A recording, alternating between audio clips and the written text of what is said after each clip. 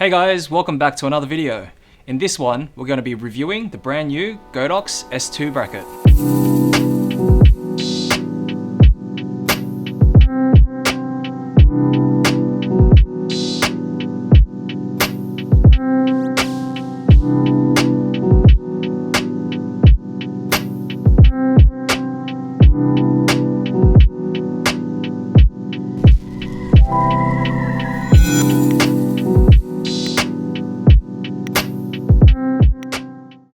Thanks for watching guys, subscribe to us for more photo and video equipment reviews just like this.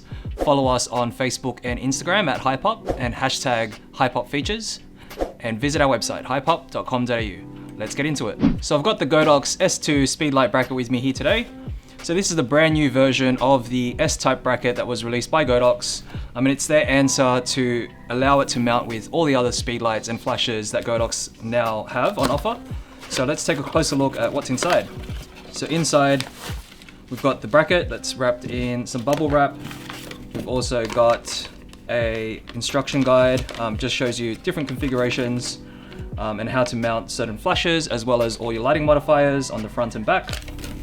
And that's it, just some silicone gel there. So let's take a closer look at the bracket. There we go. So the bracket itself already feels like it's quite sturdy. So it does have some weight to it now. And that's mainly because the actual build quality feels like it's improved quite a bit. So this mount here, the mount that has the tilting head as well as the mount to the stand, is now made of metal. And overall it feels like a sturdier build. There are a lot of similarities to the previous S-type bracket, so let's take a closer look at those. I've got both the previous version of the Godox S-type bracket here as well as the new Godox S2 bracket.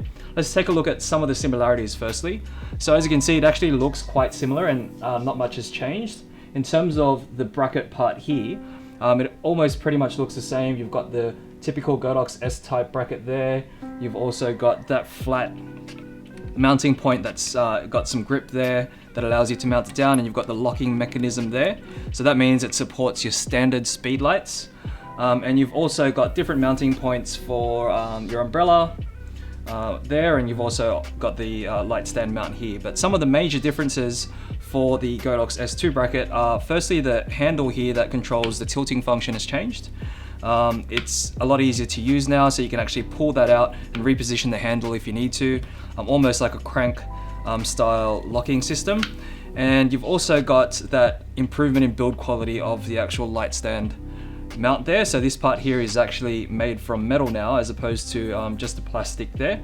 So that means it's a lot sturdier to actually mount onto your stand, and hopefully that doesn't drop your flash or anything like that, and it's a lot better build quality. So in terms of some of the other differences, you've got a different style of way to mount this to your light stand. So you've got the standard way, which is just vertically like that, but you can actually now mount this horizontally. So Godox have provided a larger opening there, or a mounting point. You can see that there, that allows you to mount this horizontally. So you can actually reposition the light stand head there to that position there to make an L shape, and you'll need to reposition this locking knob.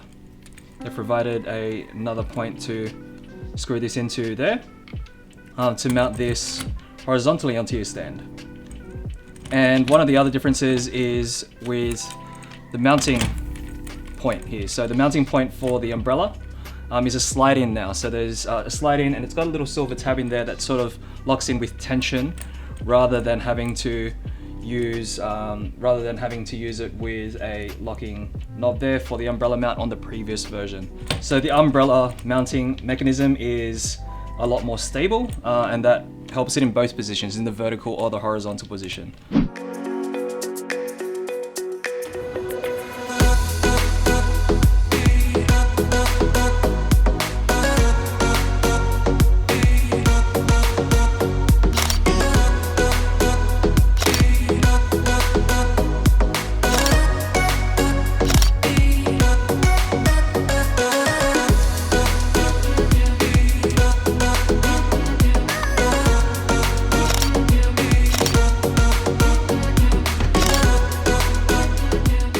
Now taking a look at the last major change, and that is just the way to mount the different flashes here. So you've got your standard flat mounting point there that allows you to mount standard speedlights and flashes, such as the TT600, the TT685.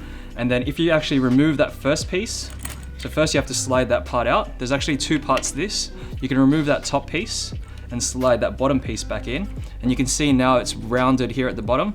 And you've also got that padding there and that sort of friction part that allows you to mount a flash, which you can see once you loosen that a little bit, it's more round in shape compared to that flat shape there.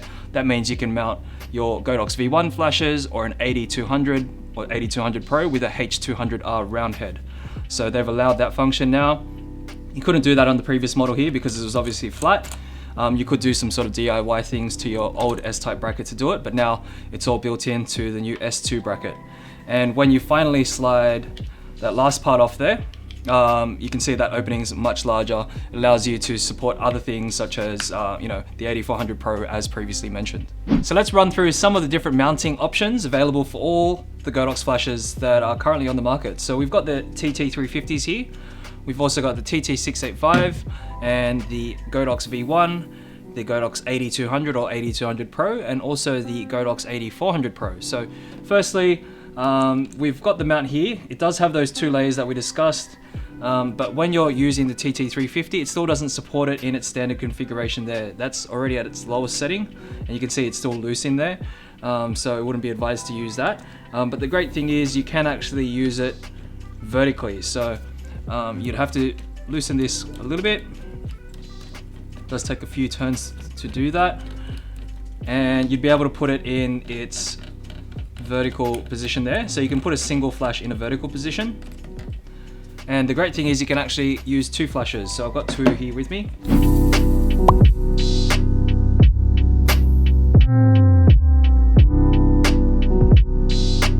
And using the X1, X Pro or X2 triggers, you can fire them off wirelessly, and you can use two TT350s if you have them available.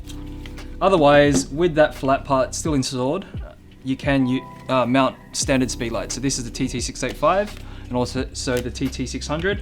You can just mount them as per usual.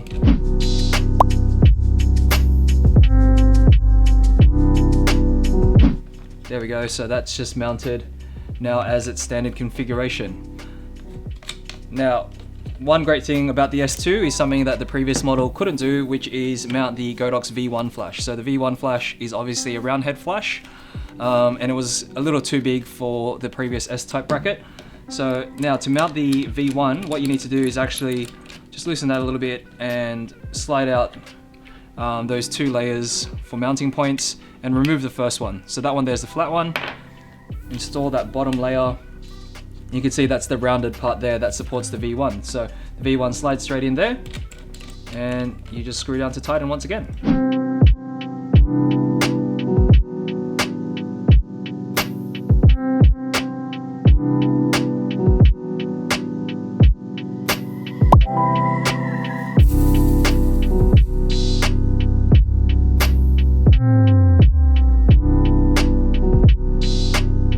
So that's really great to mount the V1 flash, because the V1 actually has those different magnetic modifiers from the AKR1 kit. But then on top of that, you obviously have the options to mount different Bowen's modifiers as well as an umbrella. Now, once you remove that top part, you can actually also mount the 8200 and 8200 Pro. So I've got the 8200 here with me, and just a standard head here, a standard size head. This is the LED head, but it's the same size as the flash head that's included with it. That now mounts directly just like so. You can do it horizontally, or you can also do it vertically.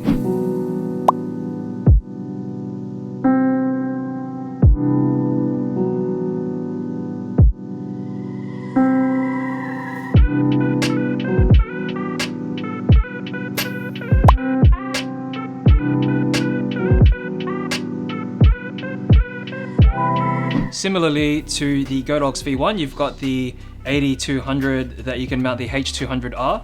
So that's a round head as well, and you can see it's pretty much the same head in terms of size. So that also mounts to the new Godox S2 bracket.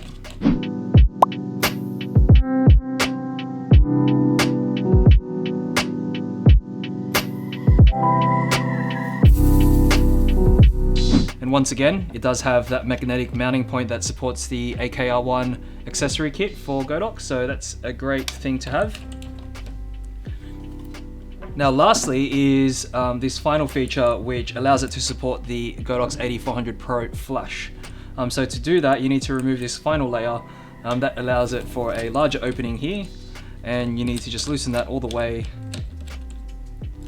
and simply mount the 8400 Pro through there. So the 8400 Pro out of the box actually doesn't have any Bowen's mount, so that's probably why you'd use it with something like the S2. You can pre-install the Bowen's mount that's included, but what happens is it won't actually fit into the case anymore. So for someone that doesn't want to pre-install the Godox Bowen's mount onto the 8400 Pro, what you can do is just leave it off, and then if you do have the S2 bracket, that allows you to use it for all your different accessories if you have multiple flashes from Godox. So you can see that round part there is that silver mounting point that you actually need to use to fit that into the S2. You slide that in, and you just need to screw down a little bit to tighten securely there. So just make sure that's nice and tight, because it is quite back heavy here due to the fact that it's got its battery and the rest of the weight out back here.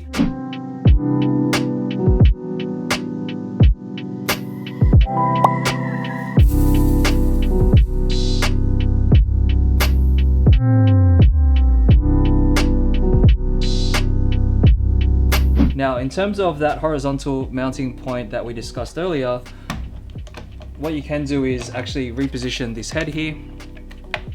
And what you'll find is it actually won't allow you to mount it completely, because the actual light stand mount of the 8400 Pro, although tucked in at the bottom here, restricts the movement there. So what you can do is, or one of the main features, I guess, for mounting this horizontally would be to actually use it top down like that. So you can definitely use the 8400 Pro top down.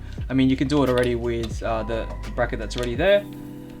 It's just Godox allowing all the different features and all the different flashes to be used with the new bracket. So I guess it's good in a way, and mounting it top down that way. So if you add a modifier, that'll create some great moody shots there. So this is on a desktop stand, so it's not really that secure and stable, but if you put it onto a larger light stand or a C stand of some sort, you can definitely get quite a lot of height, as well as a nice big modifier such as a big octobox, and creating some really nice moody portraits there, or adding a bit of depth to your shots in terms of the lighting. So all the different range of flashes there you can see are supported by the new S2 bracket, which is great considering that it's not too expensive compared to the previous model. Now, running through some of the different lighting modifier options that you have available to the new Godox S2 bracket, it was the same as the previous model. I personally think this is probably one of the most essential pieces to have in your kit, especially if you're an on-location photographer, simply because you have the convenience to mount different lighting modifiers onto a different, an off-camera flash.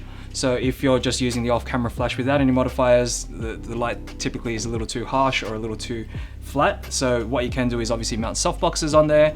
This is a Bowen's S-type bracket, so that means it supports all Bowen's modifiers, including softboxes, barn doors, beauty dishes, snoots, reflector dishes, and things like that. So that's really great. And you also have the option to mount the umbrella there at the bottom. So a couple of different options that are available from the Godox range is, obviously you can support all the collapsible softboxes by Godox, as well as the constructible softboxes.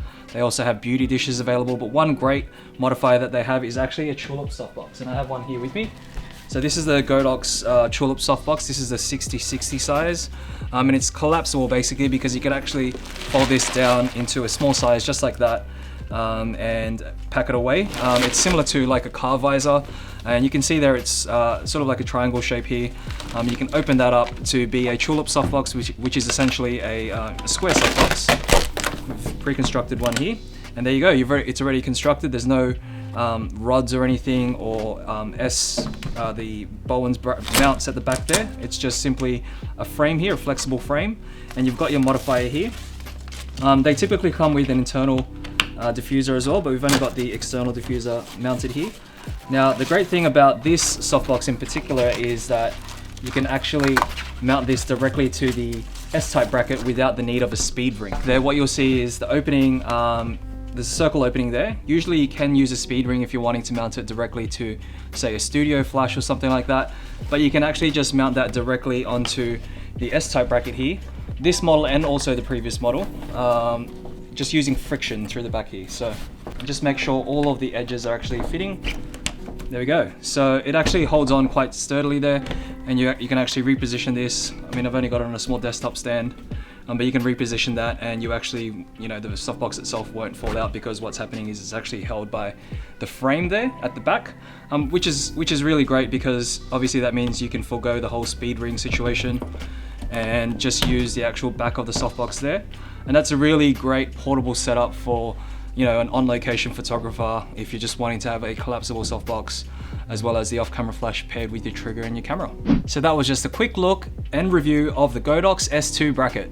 For more videos just like this, subscribe to our channel, hit the big thumbs up if it's helped you in any way, and also turn on that notification bell so you can be aware of our latest videos. And feel free to visit our website, www.hypop.com.au, as well as subscribe to us and follow us on socials at Hypop on Facebook and Instagram.